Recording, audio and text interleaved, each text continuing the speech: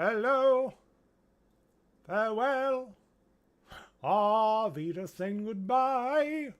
What am I doing with my motherfucking life? Goodbye. Goodbye. Anyway, are we live? Is this working? Am I audible? I seem to be. Is everything working? I think I should have set all this up before I started, right? That should have been how that went down, but no. Here we are. And I'm being a noob. Okay, let's see if that worked. Wrong. Get rid of that.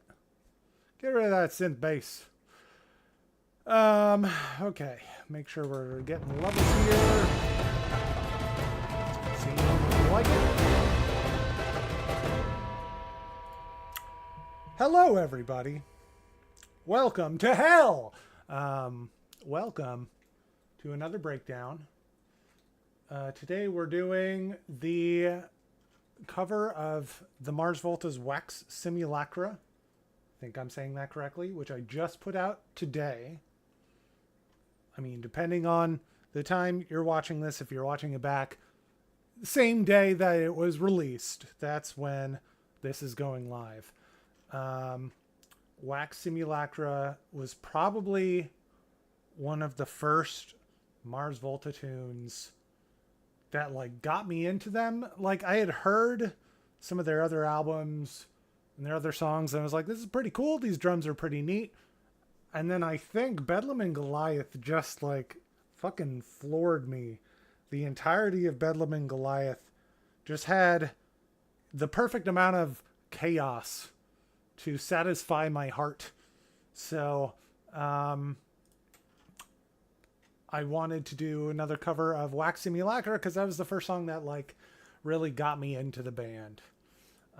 And I'm covering it similar to how I covered every other Mars Volta song I've done so far, which is orchestral. This is the first one that I recorded my own vocals for just because I wanted there to be vocals. Normally I would do it instrumental or like as a remix, sort of using Cedric's vocals, but not this time around. So just a basic overview of the entire song first. This is the whole project file. Now, the first thing was kind of like setting up time signatures.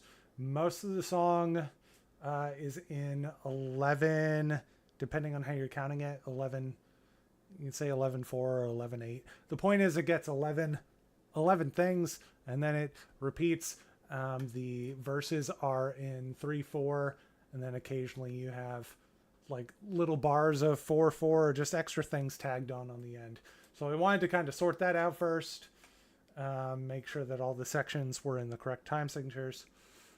After that, it was setting up instrumentation. For the sake of orchestral stuff, there's actually nothing on this track. I don't know why it's here. We don't need that. We use strings, woodwinds, brass, and a shit ton of percussion. Because the original song is very percussion heavy. Like arguably a lot of the sort of chaos in the song is just in Thomas Pridgen's drum parts, which are insane. Sort of similar to, I think I said this when I was talking about my Cygnus Visman Cygnus cover, that you want the chaos of the drums in there, but if you're translating them to orchestral instruments, you kind of have to do a lot of things to make it work. Otherwise, you run the risk of everything being really muddy just because orchestras are fairly rich in frequency content. And so you don't want like the drums in the original tune could kind of sit in a place and not be interrupted by the other things. But there's just so much going on that the drums had to be largely simplified or changed for this piece. So to that end, there's a lot of stuff that is on higher percussion, sort of focus on like higher hand drums that were playing some of the faster things. And I think I played a cajon at one point. Yeah, right here. So yeah, with all that being said, let's go into it section by section and sort of see what I did, starting with the intro.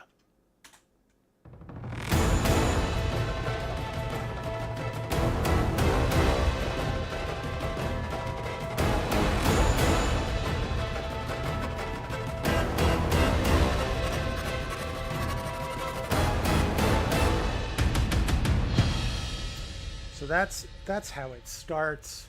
The original one is sort of just like a drum solo over these hits, and that's where you really get Pridgeon like shining on the original track.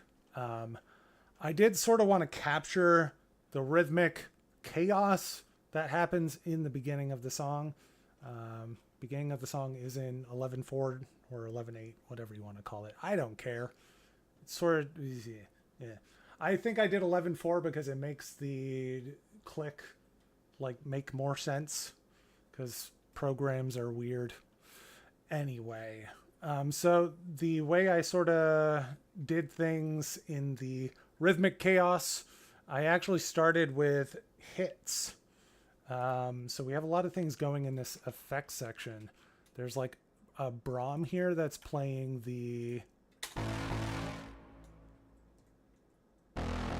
just the main notes, the bass notes that are playing there. And then we have a couple of other hits.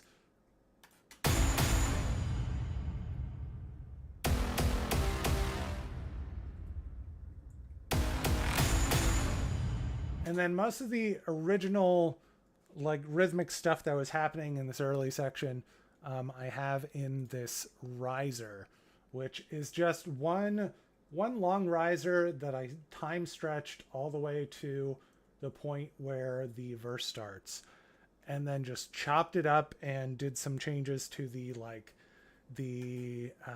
volumes to sort of hit accents and do some of the things that the drums are doing in the original. Sort of like I had to listen to the parts and kind of like play along to them to figure out what exactly was happening. But here's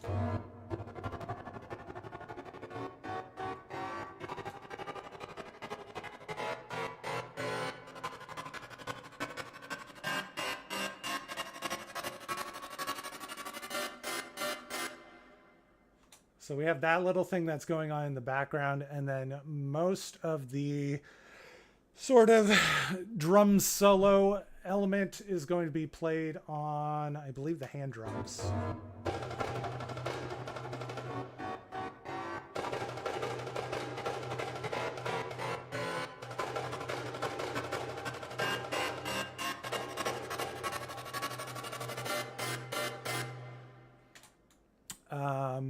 Cymbals are hitting on all those hits. We've got Tycho's doing rolls leading into every other like sort of set of hits. Sort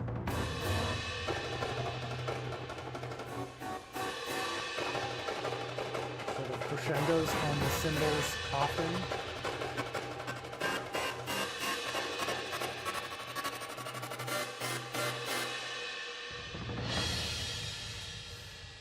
Besides that, there are timpanis that are hitting on everything, and I have the tubular bells doing kind of a response to the hits as well, like a melodic response. We'll get the drums, the damaged drums in here too, which are just, I have the low instruments hitting the main hits, and then Gran Casa doing just the start of the bars. I'm pretty sure all of the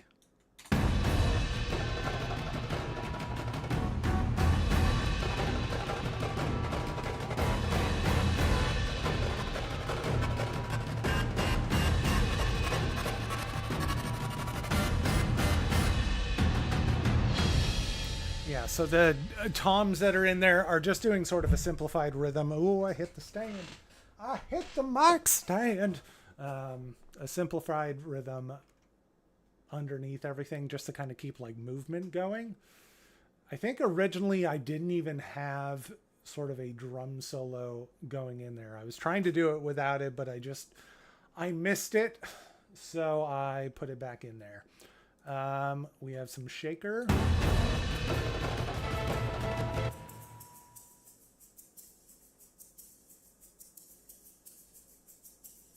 Playing just kind of a simple 11/4 part. And that's pretty much it for the drums. All of the brass together, we have chimbasi, tubas, and bass trombones just hitting those. Let's just do this. Oh, and the 9 horns.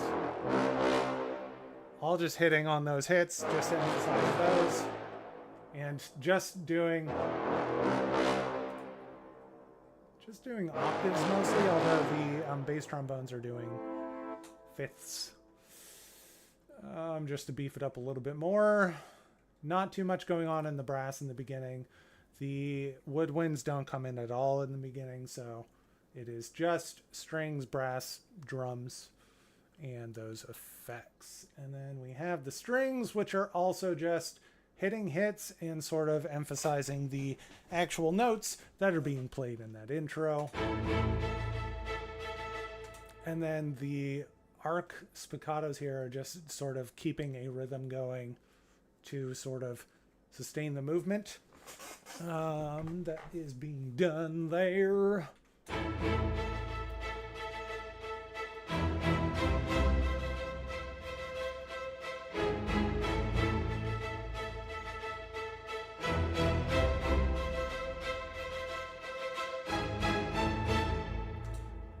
Emphasizing the main bass notes or the roots of the chords that are there. And then the last bit, just for a little more movement, is this piano part that's playing over just an arpeggio.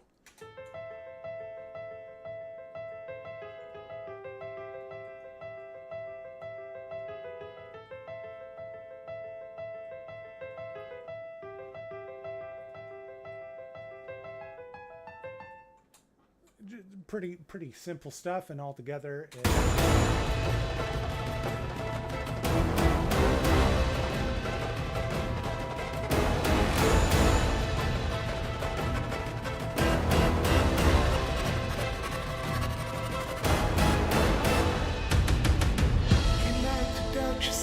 we have those hits coming in there. There's a little timpani roll leading into that. The taikos, I think, are also doing a roll there. And then we have damage drums doing a hit, as well as the just a couple of hits in the effects sections.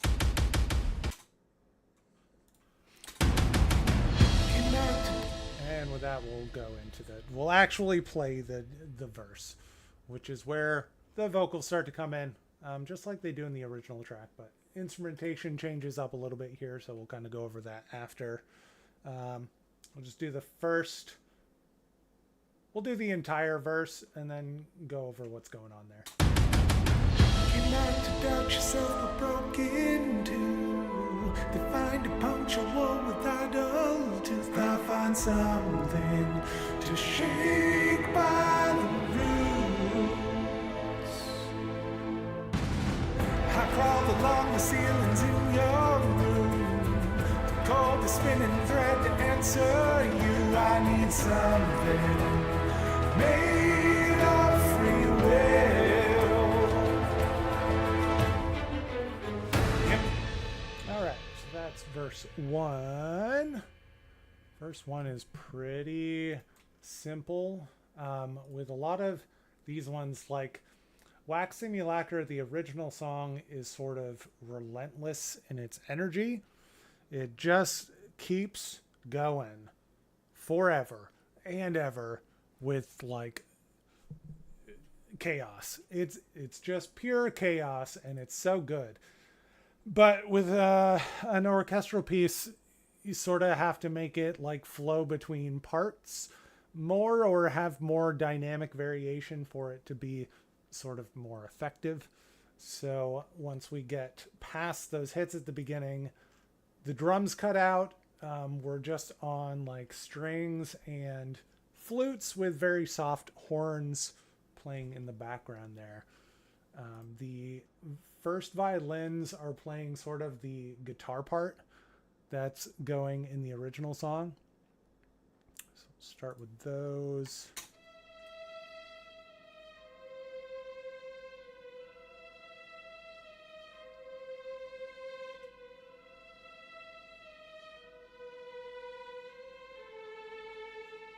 Just playing that part, and the rest of the strings are sort of providing harmonic content, if I remember correctly.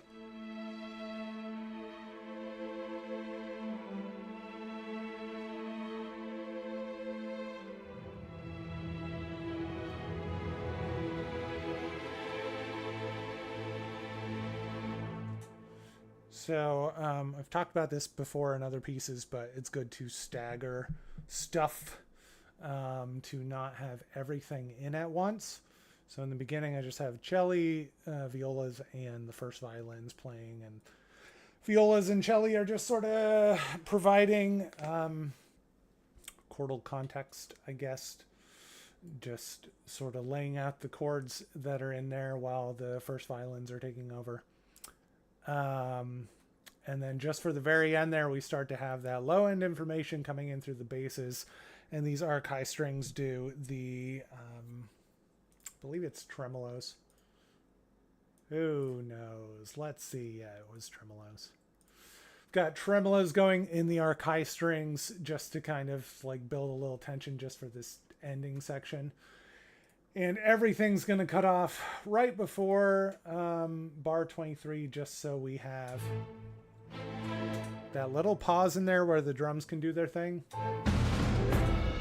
And sort of lead into the next section, which is sort of how the original song works too. The flutes, woodwinds are still pretty sparse early on, but the flutes are just playing the part with the first violins.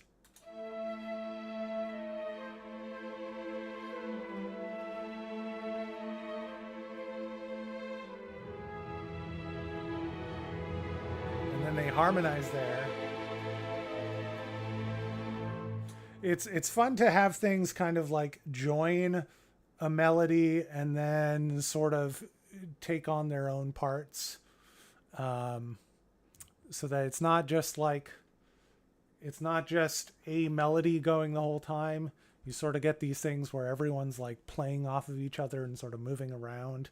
You have sections where like the melody is sort of stronger because it's being played by multiple instruments, and then one instrument group will break off and do its own thing just to like harmonize what the melody is doing, and you just get this different kind of texture, and it's neat. I like to do that with the flutes a lot.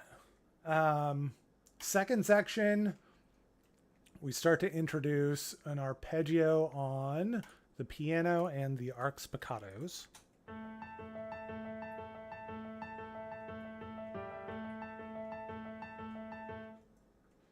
And really simple arpeggio for the spiccatos, actually.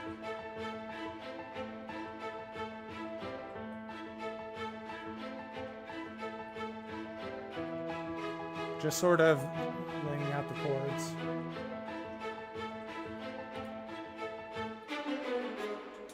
And then playing that lead in to the first chorus.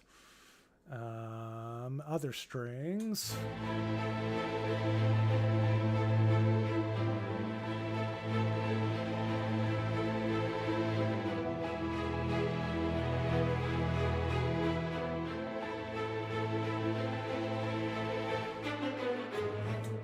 We just we sort of cut back on the higher melody that's playing in there.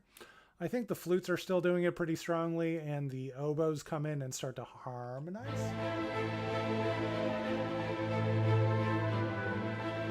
we're sort of emphasizing the low end more. This is also where the vocals in the track are a little bit louder.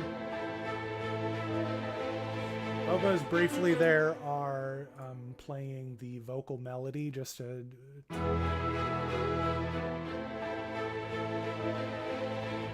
sort of add some texture to it a little bit.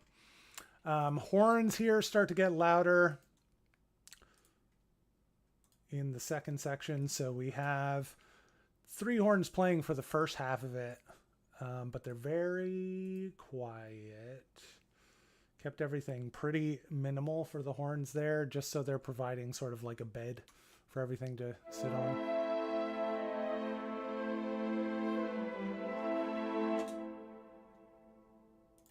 And then it gets a little bit louder as this section comes in and we start to introduce the bass trombones as well. So a little bit of that low-end beef.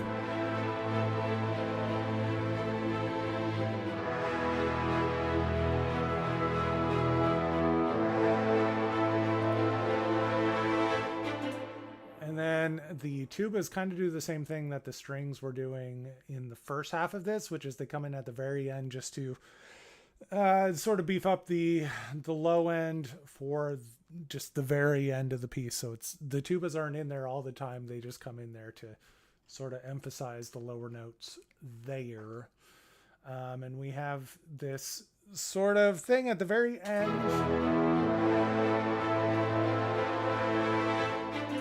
The horns just do a very quick, like,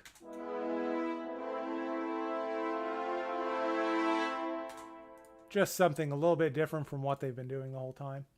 And then with that, we didn't really talk about the percussion.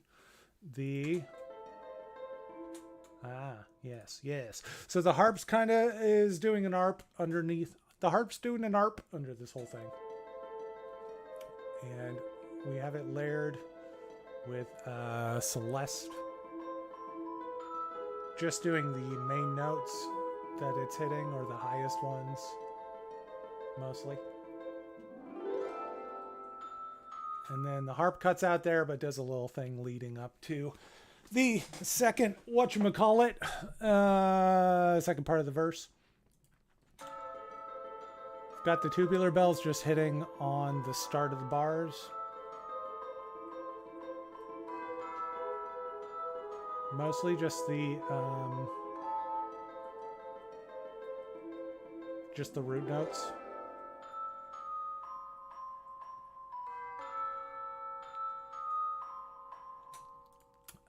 Then we have timpani here, which is just doing rolls. It does a roll leading into the second half of, not even that actually. Just does a little roll to emphasize the thing that the bass is doing there.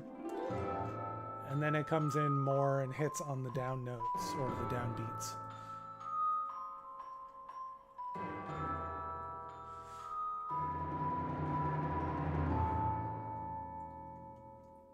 That's pretty much that. And then we've got a shaker that doesn't come in until the second half. A bunch of like rhythmic stuff comes in the second half. The damage drums are just hitting on the downbeats.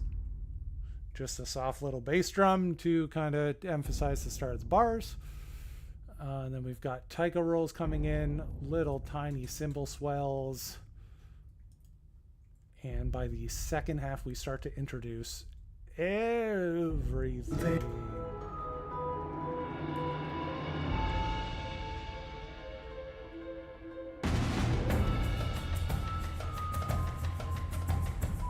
So the hand drums have that kind of essence of what the original beat that Thomas Pridgeon played was, but it's much higher, so it's not going to take a bunch of the low-end information, low to mid information. It's not going to make it difficult to hear or make it take up too much frequency space. So the damage drums start to play a little bit more. There's just like a soft tom kind of playing a simple rhythm.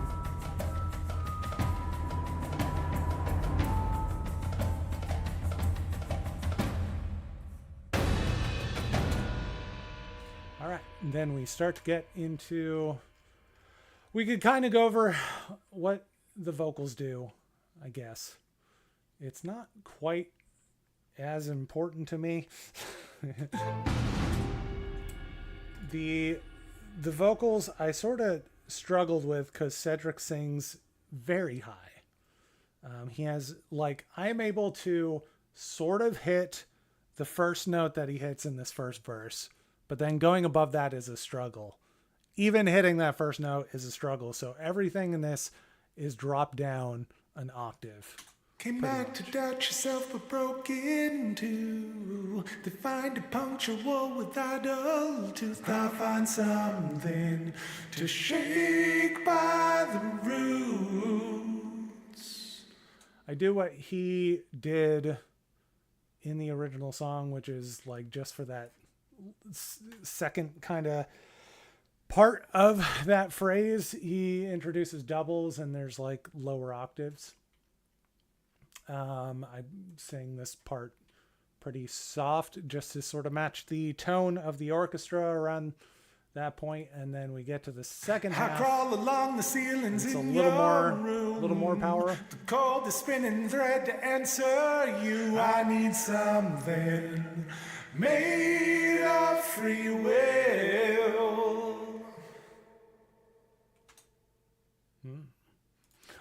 I say. I need something.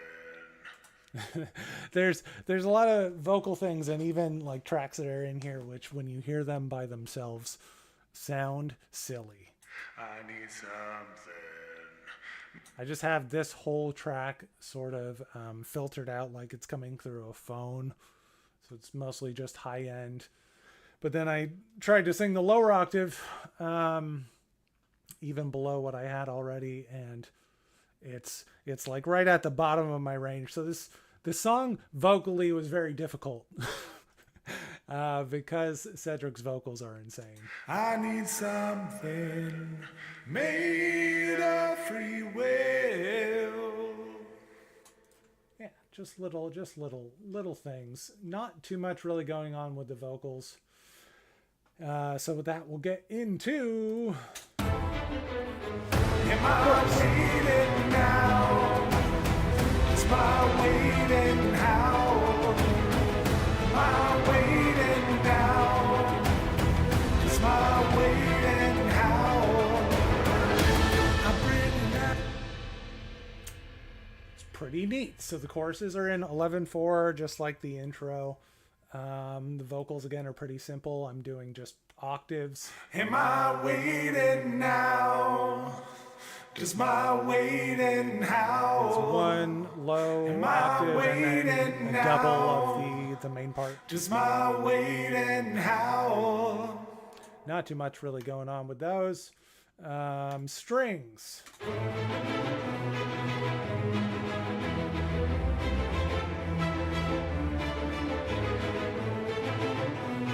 I loved the bass part in the original song, which I didn't really pay attention to.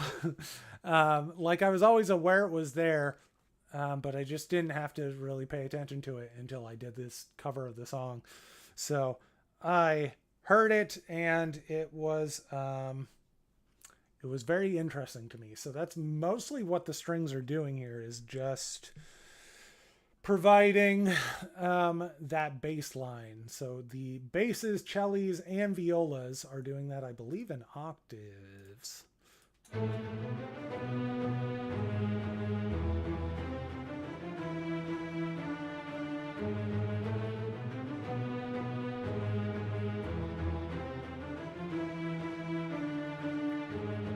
And then layered with the low strings from Metropolis Arc as well, just because the Arc low strings are beefy as fuck, so they're great for choruses and things. If you want more power.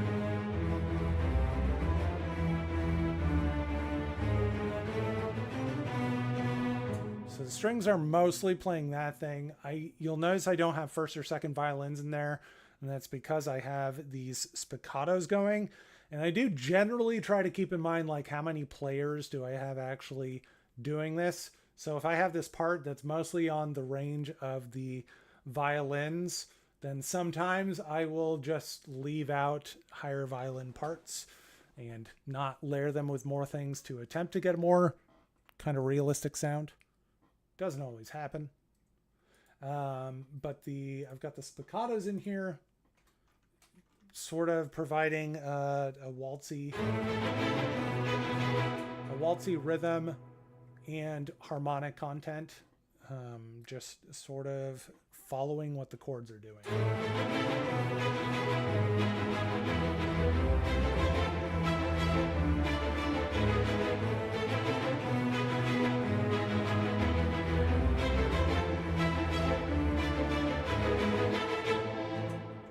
And then the spiccatos hit that everything hits, sort of coming out of this chorus into verse 2.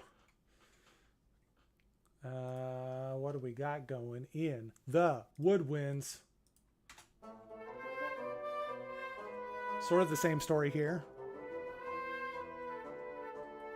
except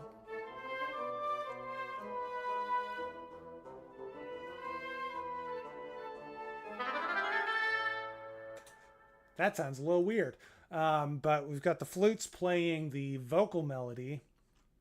We've got the bassoons and contrabassoon doing the same bass line. I just wanted to, because the bass line is sort of complicated, I wanted everything to sort of hit it together. So most of the bass instruments are going to be playing that part, and in a sort of staccato-ish way if they are lower, just so it doesn't overwhelm the bottom end. We've got a piccolo coming in for the second half doing a higher octave, and then at the very end, flutes and piccolos and oboes doing a run up to that hit. Just a neat little thing there. What do we have next? Brass is also pretty simple.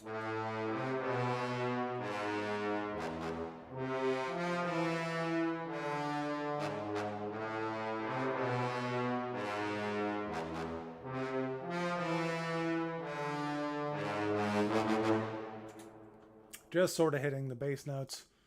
There's even, yikes, sounds like some weird hits going on in there. I don't know what's going on with those trumpets or trombones. There's not even a lot of brass at this point. Like, it comes in later to sort of beef things up, fill in space. But at this point, it's mostly just the low brass and just the bass trombones and the tubas from Metropolis Arc 1. Sort of hit those and hit the hits. Percussion is fairly simple.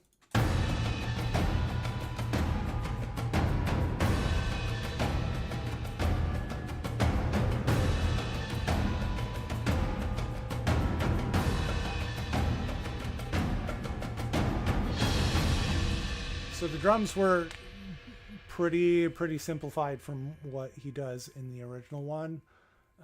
So they're just playing a da da da da da da da da da da da da da da da, pretty much. Like, everything sort of hitting that. The melodic stuff is hitting on the downbeats, emphasizing bass notes. Everything is sort of layered with these effects. Also, we've got the same kind of things where the hits are hitting on the sort of bum bum bum bum.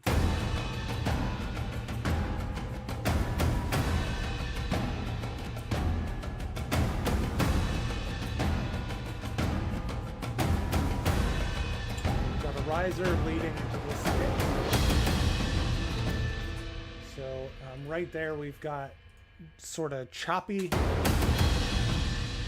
just a nice emphasis on each of the hits that are coming into this verse. I arranged it kind of weird. Like, I did a bar of 4 and then a bar of 3/4. I could have easily just made this a bar of 4/4 and then gone into 3/4. I don't know. I made choices. It doesn't really matter what you make the time signatures in here as long as the timing works out. So I have made choices on these time signatures in the past for other Mars Volta songs that that are probably not how you would like write them out if you were going to transcribe them, but whatever.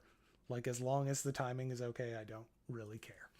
So with all that, let's go into verse 2. And how I bring an avalanche of dead bones, contaminated cravings if you choose to play something that aches for a spill. Leave out the need for that contact high. Inhale the vapors, let the hangman smile for that something to shake by the room. Am I?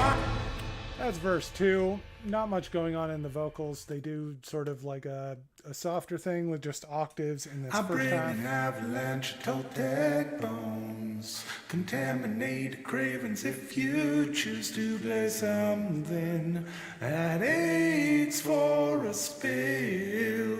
And then they both go into the higher octave for the second half. Leave out the meat for that And it's just a contact double. high. Pretty simple for the vocals.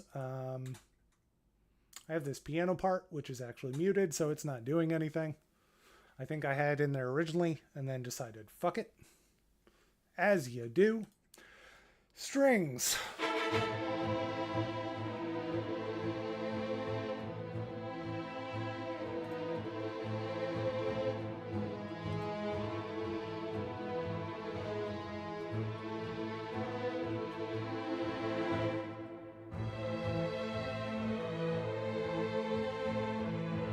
Neat. So, I'm pretty sure that was a mistake, actually. But it's in there now, and I kind of like the way it sounds. So, I didn't set any expression for the cellos here. So, it is at the default value, which is 0, which is why these aren't making any sound. I'd assume. Or something else is going on.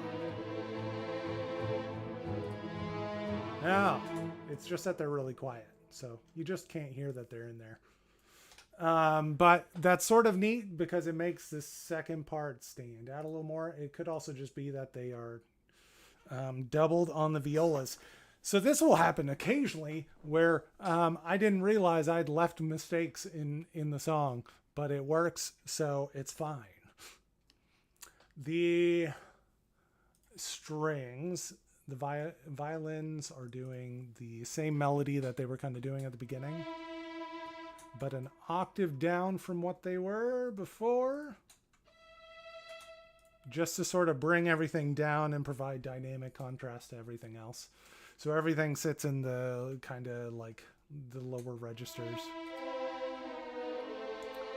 Second violin's just providing harmonies to that part. And then joining with the first violins there.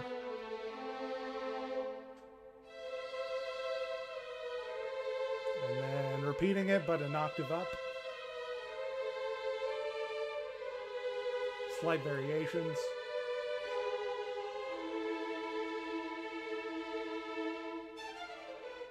And then a little run going down there for the guitar part that happens. Violas... I would guess, yeah, they're just doing a tremolo this whole time, just hanging on this, just a pedal tone. Just kind of provide atmosphere there. So you can actually hear the cellos in there. They're very quiet. It's just playing an arpeggio.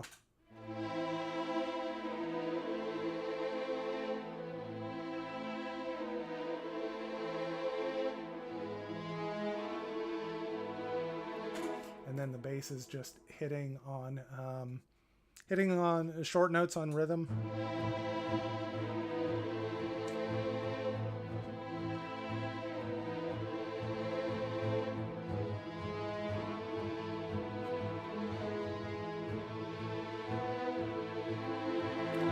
Violas double what the celli are doing, and that's why you start to hear it more as this second section comes in. But also the celli are now playing it louder.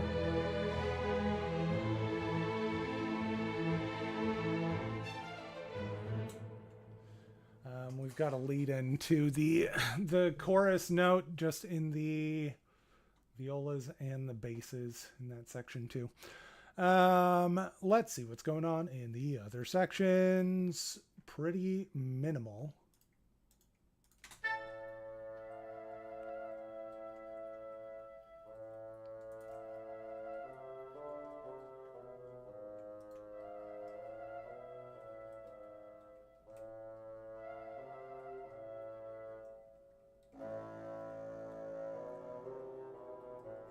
So we've got flutes doing little trills and then hitting a note for this section, and then the bassoons playing by themselves.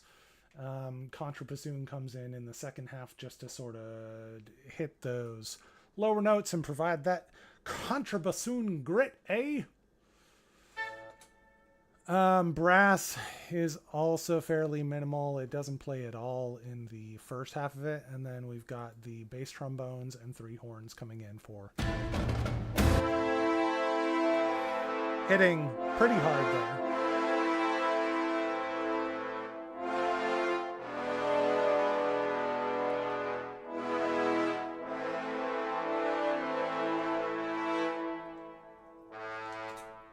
That's it. Brass part's pretty simple, just sort of hitting the chords and emphasizing the start of the bars.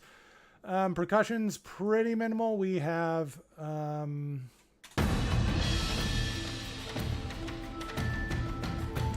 a little harp arpeggio that's kind of faster in there, with a Celeste part that's a little bit slower, just to provide like rhythmic interest.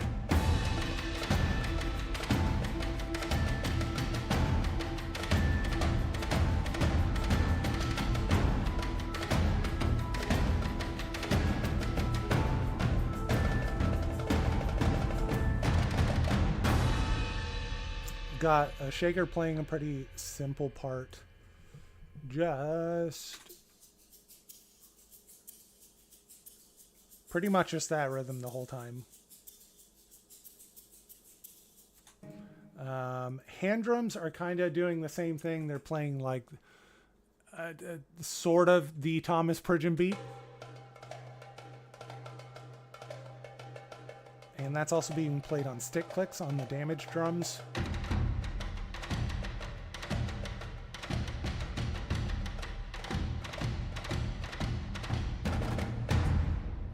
Got a few things hitting that drum hit in there, and then everything hits a little bit harder in the second half of it, and everything else comes in. We've got not much going on in the effects there, just a single hit at the start of that bar, just to beef it up a little bit more. And that is pretty much verse 2. We go into second chorus. I don't think there's really much that is different there.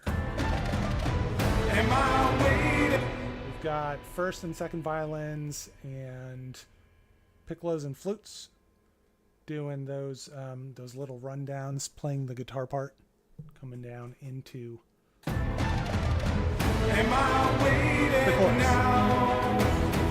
Am I waiting now? Am I waiting now? Am I waiting now? Bring me the tent. Pretty much the same as chorus 1. Not too much really changes in there. Yeah, you can even just see visually that a lot of the stuff between chorus 1 and chorus 2 pretty much the same. Not too much going on in there. I did like record new shaker parts and stuff. I think there was even some copying and pasting. I tend to re-record all the drum parts. Yeah, there's not too much to say really about the second chorus. It's just sort of another chorus. Smile waiting now. Am I waiting now? Smile waiting now. Bring me the tape. Then we get into the bridge. I had to figure out what I was doing with the bridge because the drums get crazy. And this was another opportunity for me to kind of bring down the dynamics a bit and change up the way the song feels since I'm doing everything orchestral. So originally you can see I have a lot of these pieces in here that are white. That is because they are muted. I had put in full drum parts and whatnot, flutes. There were a bunch of instruments playing, and I had like lots of layers of vocals coming in for the bridge, and decided to strip it back. Bring me the tame wits germinating the child that word of mouth stutters. Link at the lonely dice. Bring me the tame wits germinating the child that word of mouth stutters.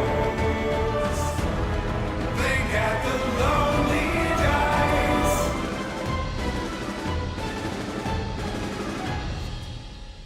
That is the bridge. So you can see I went originally from having like 5 vocal layers to just having these 2, keeping it stripped back as we get into everything starts to build there, so the vocals get a little more powerful. I have 3 layers, and they're on vocal tracks that are processed a little bit differently than the rest of the song. It's on my chorus tracks basically. And then second half we have the main vocals, a double of the vocal, a lower octave of the vocal, and a harmony of the vocal. So it's a little bit bigger. And I also at this point start to introduce the Metropolis Art choirs, just sort of building in there. And then the second half, when everything gets bigger, they're doing sort of a call and response thing, doing hits, and then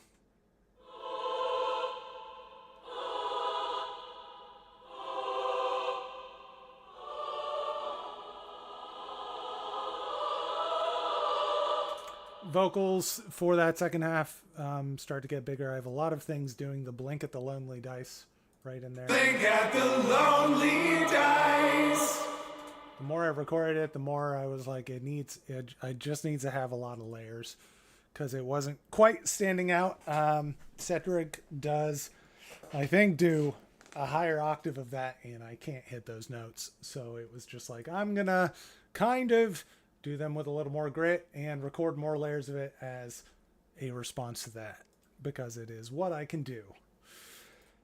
Strings. Bar 81.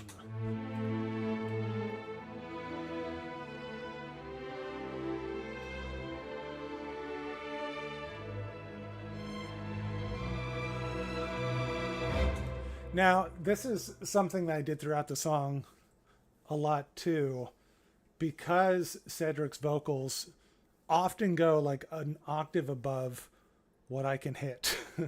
I would occasionally layer the vocal melodies on instruments that could hit those higher octaves. So we've got like the blink at the lonely dice being hit by the first violins at that higher octave that I can't sing. Just so that's still in there, even if I don't have it vocally. But that being said, all of this stuff is pretty simple. We sort of have 2 main things going on in the first violins.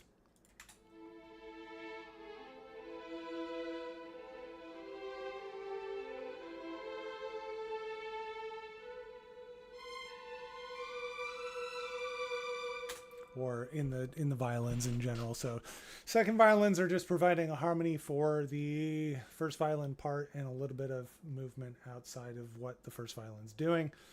And then we have kind of an arpeggiated thing going in the violas.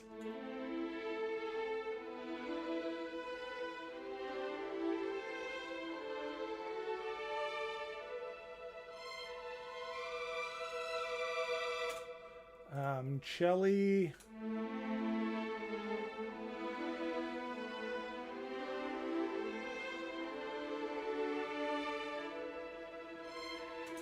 are sort of just hitting that rising figure that happens in the original song.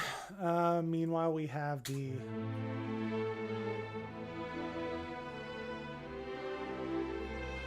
bass is going down mostly, kind of the counter movements. So while everything else is rising, I had the bass notes tending to go down.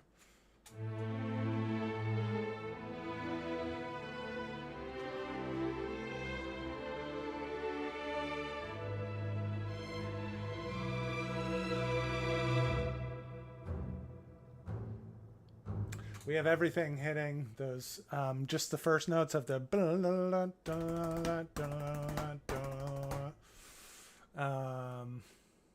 So we've got the basses hitting that, and then for the first half of it,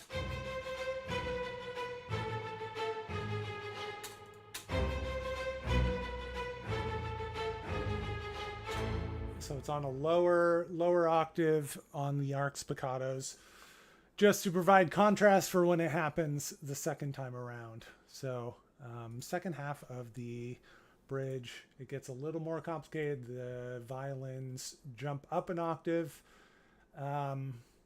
Notice I took out the violas for the second half, mostly because I have this other spiccato part that's going, which is kind of in that range, and I don't want to like have too many string parts going at once.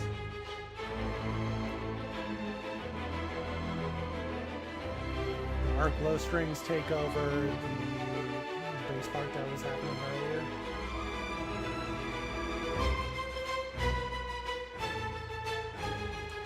Second time around, we've got the spiccatos doing the higher octave.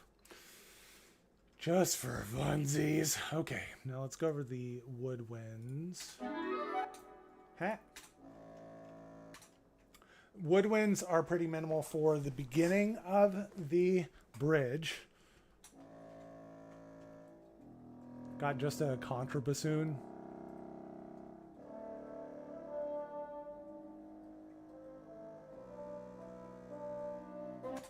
Got the bassoons coming in and doubling the blink at the lonely dice, but then also playing the sort of figure that I believe the bass guitar plays in the original song.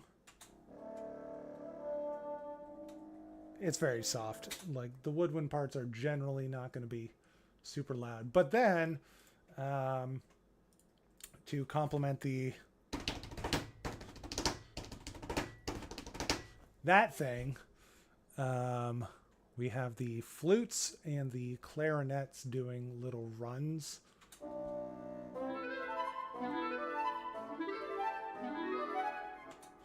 The clarinets start the runs, and then the flutes finish it, going up to the higher octave.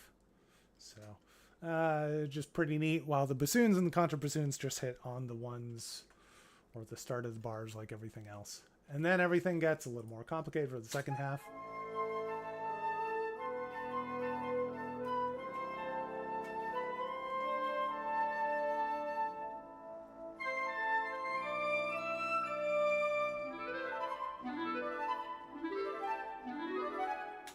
So the flutes here are providing it's the same thing that I did earlier with the strings, where they're playing the higher octave that I can't sing, just so that higher octave is still in there, even if it's just soft. But the flutes provide the nice kind of like airy texture that is missing from the vocals, not being able to hit those higher octaves. And then just to differentiate a little bit, for Blink at the Lonely Dice, we have a piccolo coming in to hit even in a higher octave to just sort of propel it a little bit more. Clarinets, I'm pretty sure, are just doubling one of the string parts. They're playing, I believe, what the second violins were doing the first half around. So pretty simple. And then joining for the melody there.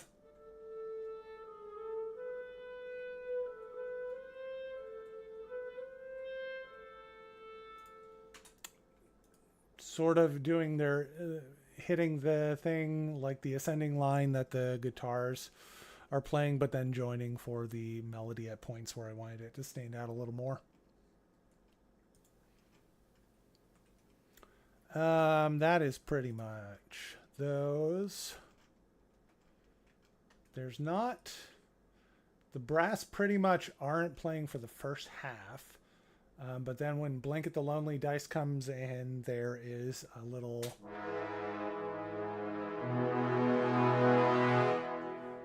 bass trombones, tubas, and the three-horn patches are all playing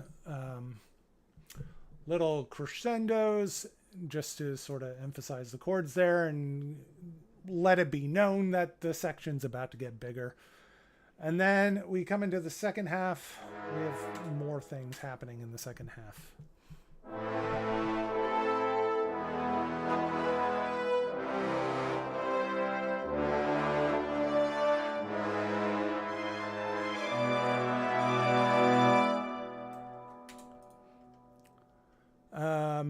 So we've got the horn playing sort of like a counter melody.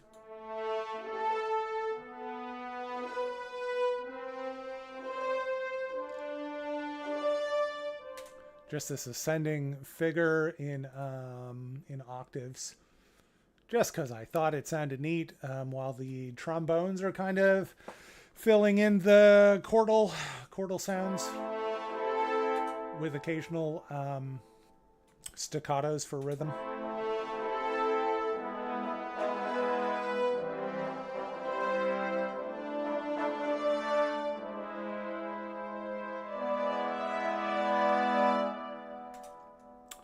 I have the trumpets coming in at the very end there. Pretty sure I just copied this over.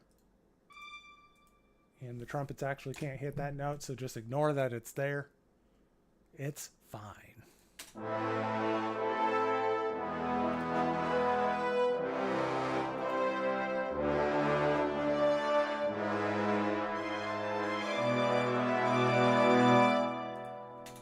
Pretty simple. Percussion. Percussion mostly cuts out, although we have a Celeste in there, which is just playing this little rising, sort of arpeggiated figure.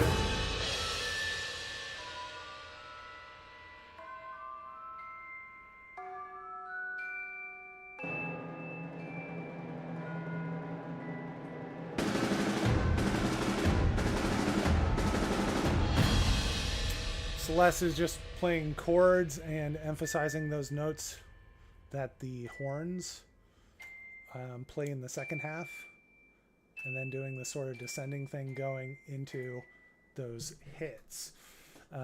Tubular bells just hitting on the downbeats there. Once Blink at the Lonely Dice comes in, we start to have a timpani roll come in, and then the timpani are hitting a bum, bum, bum, bum, bum, bum, bum. While we've got the hand drums doing that thing. Damaged drums also playing that on the snares. You can see originally I left in all the drums there, but I decided that that little choppy bit where the drums get fast would be a great place to reintroduce everything. Got little harp glisses also, just sort of following the notes that are hit in that descending figure by everything else. Second half, it gets a little more complicated.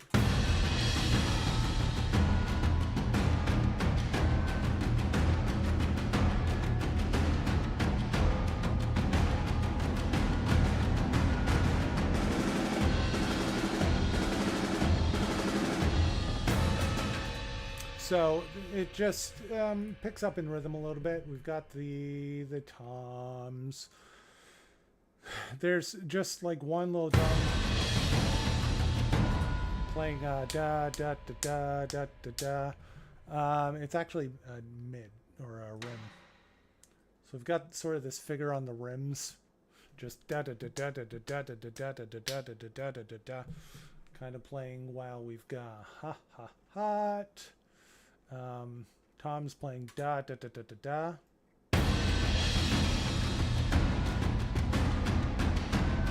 And this is the first point in the song where I actually have sort of a backbeat. It's like very minimal, so you don't really notice it as a traditional backbeat, but it's just in there.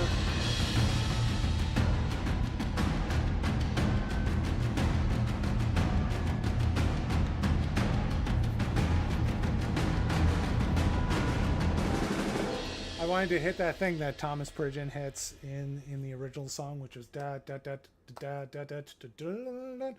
It's sort of like that. He does like a kick and snare sort of fill that's going on while he's still hitting on everything, and it sounds really cool. So I just sort of put it in there. It doesn't sound exactly the same. And then we've got cymbals hitting for that second half too, which I don't think were in there the first time around. Yeah.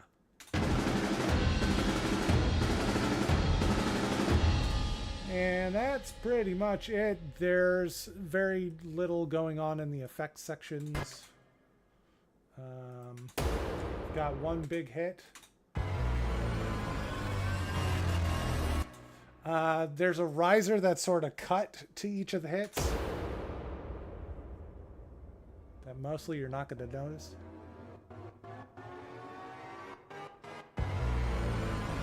Little downer. And then Brahms doing the notes that the basses are doing there. And then everything cuts out there so the drums can hit those faster figures.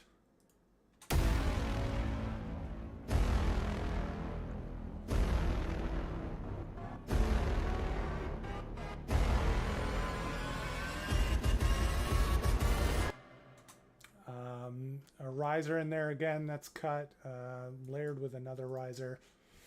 And hits doing that figure that I liked Thomas Pridgen doing. Brahms just doing the bass notes. More hits hitting on each of the sort of downbeats there. And then we get into, well, I guess there's this thing too. Just for more rhythm, I, for the first time, introduce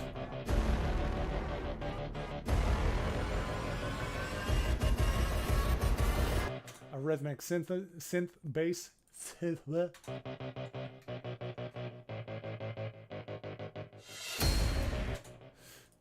Yeah, so that's in there for the first time, just to provide another layer, a little piece of ear candy sort of thing that hasn't been in there this entire time. That's where it first starts to come in, and then it's in the rest of the song.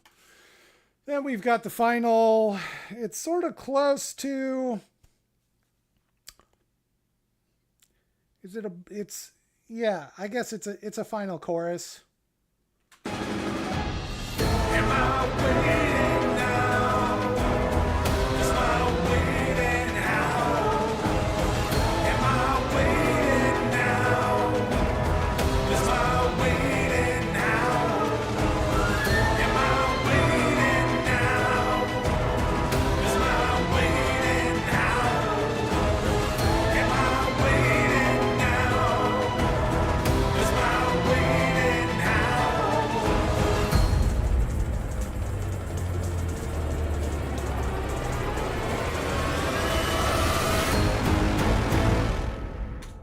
Just thought I'd do those two sections together because it makes sense.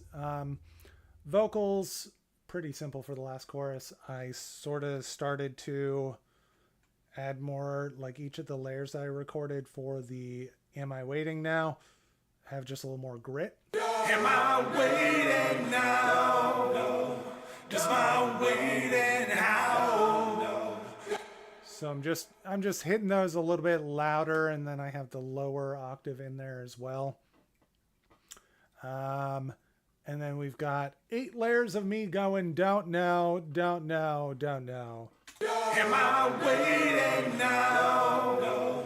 Does Second half, the art choirs come in. waiting now? Am I waiting now? Does my waiting how? Am I waiting now?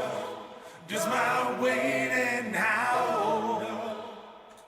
The art choirs are just doing, if you do like the marcato patches on these, Then they do different syllables every time.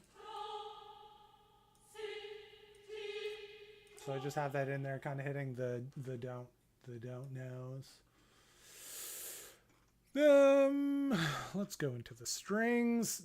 Like everything in this last section gets a little more complicated, and I just throw in more layers because you gotta delve into the chaos.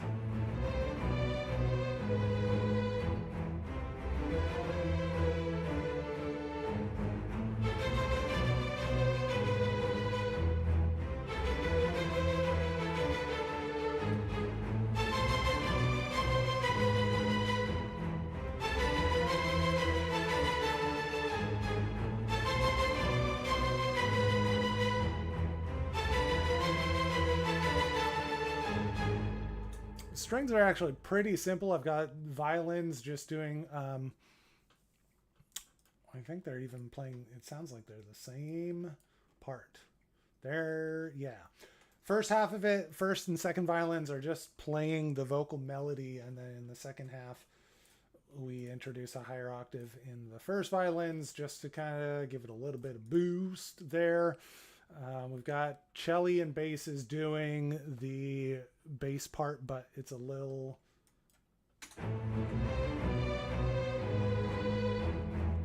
more attacky.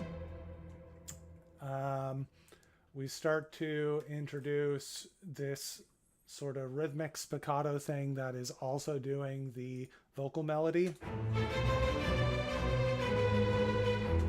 The idea here was just to like embrace the chaos in this section as much as possible and try to make everything a little more rhythmic than it's been in the past.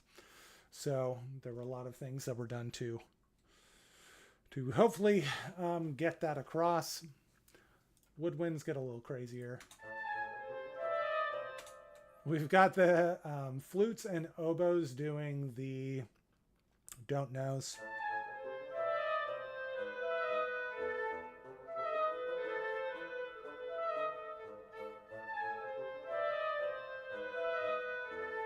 While the clarinets are doubling the vocal melody for Am I Waiting Now, bassoon's just doing the bass line. Contrabassoon does the same thing for the rest of it. We've got this little run going up so that the flutes can get up to the higher octave for the second half.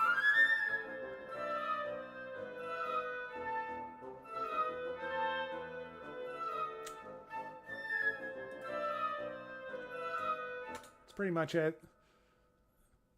I always think it's gonna sound more complicated when I play it by itself, but it doesn't. It's weird.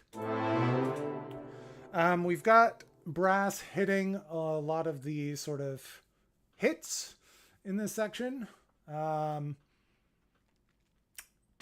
and bass trombones just hitting that bass line, and then we've got trombones and horns just hitting chords. And then also doing this thing.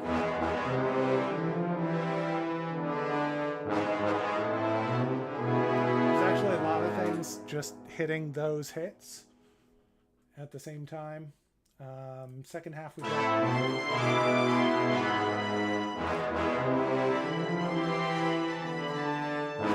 trumpets providing the same thing that I'm doing with a lot of the other instruments, just that higher octave that I can't quite hit with my voice. So I want to layer instruments up in that range to hit the thing that I can't hit. That's pretty much it for brass. Percussion, I think, does actually get nuts. This is where I start to introduce a lot of different layers and sort of make it more solo-y like it is in the original song. Like Pridgeon just goes fucking nuts at the end. We've just got timpani and tubular bells hitting the sort of main bass notes. But then the rest of it, like I've got this cajon track.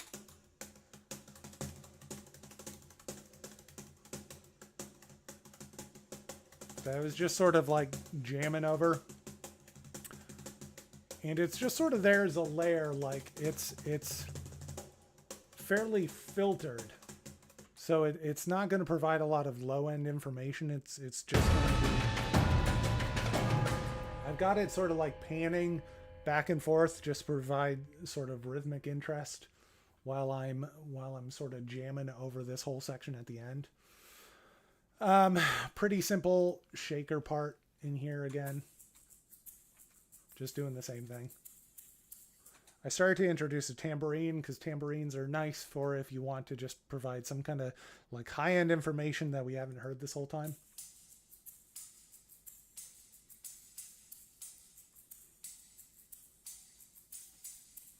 But sort of muted in the, or like not incredibly present.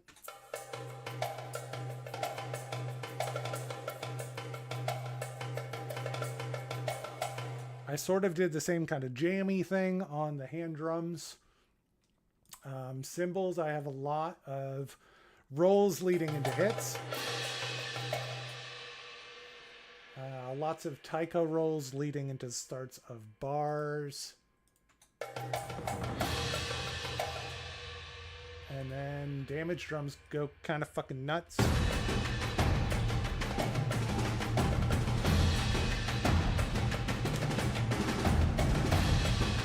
Got sort of these softer tom parts, and then a solo snare going just to provide a little more kind of high-end information. While we have a couple of rings going on. And then a synth bass part.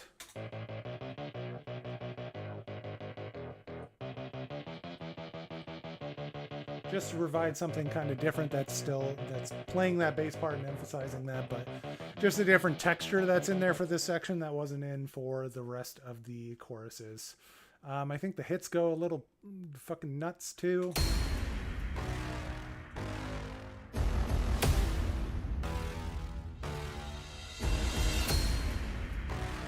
Got a lot of those whooshes in there. A lot of the hits on the bigger parts. Bigger hits, and then the Brahms almost acting as like a bass synth and hitting every single change that the bass notes are doing. And that's pretty much it for the last chorus. Like everything ramps up in intensity for the second half of it with a lot of higher octaves being thrown in.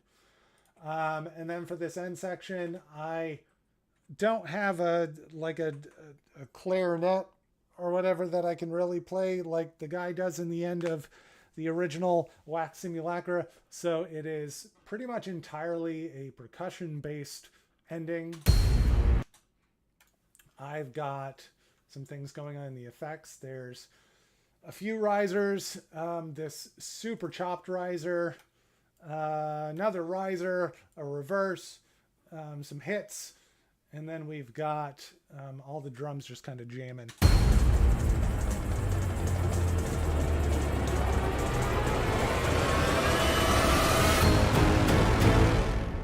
And then a bunch of things hitting those final hits. Timpani, tubular bells, tubas, bass trombones, contrabassoons and bassoons, low strings, arc spiccatos, like pretty much all just hitting the same note. Because it's the ending and you gotta go big. I'm pretty sure even piano's been here like barely, but even that is in there. So that's pretty much it. That is the entirety of this song. And I guess what I was trying to do arrangement wise for it, the sort of the focus I think for this was to take a piece that is chaotic and relentless and sort of have different sections and sort of have it like wavy in the energy. So have lots of sections where it scales back on the energy and sort of is more spacey, but then introduce the chaos again. So that's sort of how I approached this. Mixing was pretty low key. I had effect chains that worked. Like I just created the sort of chorus vocals effects chain, which was just compressor into another compressor into a thing that sort of the grungelizer, which just gives it some nice distortion. It was pretty low in the mix. with a delay and a reverb. And then I sort of just copied that over to like almost everything except for a couple of things where I turned it off. There was a lot of stuff that was sort of just copied and pasted as far as effects go, or I would duplicate a track and then record a double over that. Tweak a couple of settings, but otherwise mostly keep it the same. There's this phone Vox, and that one was pretty filtered and different and sort of just gets like that high-end coming through a phone feel to it and is a little more distorted. What else do we have going in here? Pretty standard as far as my general mixing goes. Different reverbs for each of the sections, with a lot of the lower end filtered out and little dips in kind of the low to mid range, just so they're not taking up too much space.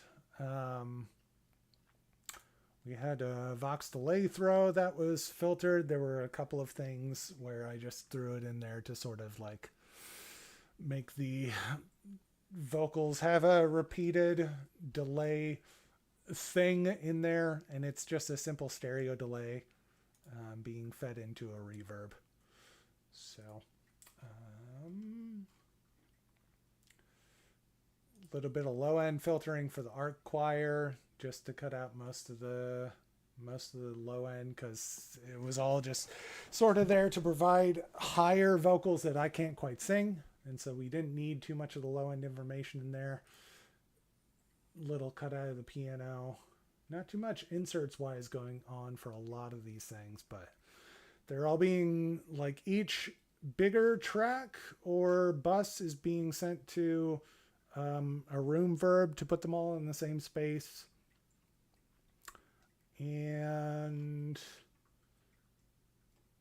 then they each have, I have like individual sends for like the strings have their own reverb, woodwinds have their own reverb. And they're pretty much like, each reverb is the same reverb with just like tweaks. So I would make a reverb and then copy it a little bit and then call it a strings verb and like tweak settings so that it made the strings sound like they were in the right place and had like the right amount of reverb on them. I try not to do too much mixing stuff because I'm mostly focused on the arrangements. So it's pretty simple. I tend to like to throw a little bit of compression that provides some subtle like saturation onto the brass. So there's a black valve and just a little more distortion on those to kind of make the high-end information in there stand out a little bit more. That's usually what I do. I do the same thing on the percussion. That's usually run through a couple of compressors just to sort of like squash all the signals and make it not too dynamic, so that it's like its presence is always there. But it doesn't have to be super loud to do that. There's not too much else going on really. A couple of compressed tracks in here. Yeah. I mentioned this thing with the cajon earlier where I have it kind of auto panned just to provide like sort of rhythmic interest as it's jamming at the end.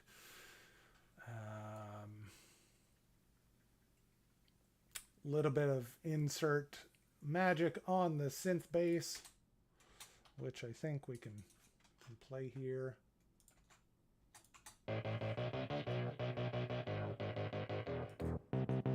Like that was what it sounded like before the inserts. And I just sort of wanted it to be a texture, so it like cuts out a lot of the low end and just sort of makes it kind of in the background a little more. Got a slight delay on there, some chorus. Then we've got, yeah, not much else. There's like an effect verb that I use for a couple of the Brams and risers, but otherwise I sort of just let all of the effects sections do their own thing. I do have occasional atmospheric sections, which I don't think, that might just be a copy over from my template. No, there is a thing in here. We have this subtle little thing that's at the beginning, and that's the only time the Atmos track is used at all. And it just has a Valhalla shimmer on there to kind of make it carry out. Doubt yourself but broke into. Just provides a layer in there. It's neat. That's pretty much it for mixing. Mastering was pretty simple too. Oh boy, look at all these things. Go ahead and open this up. Mastering was pretty simple. I just used the low end focus to put a little more punch on the low end. Slight exciter work on 4 different bands here. Like very, very minimal, just to provide some nice saturation. Equalizer just boosted some of the highs and kind of cut out this range, so stuff would be a little less muddy and more clear. Then there was a dynamic EQ. A lot of this stuff was sort of minor tweaks from what the Master Assistant does, because that's how I tend to do it. And then we had a vintage limiter going into the maximizer, just because I like how that sounds. And that was pretty much it. That is the entirety of this song.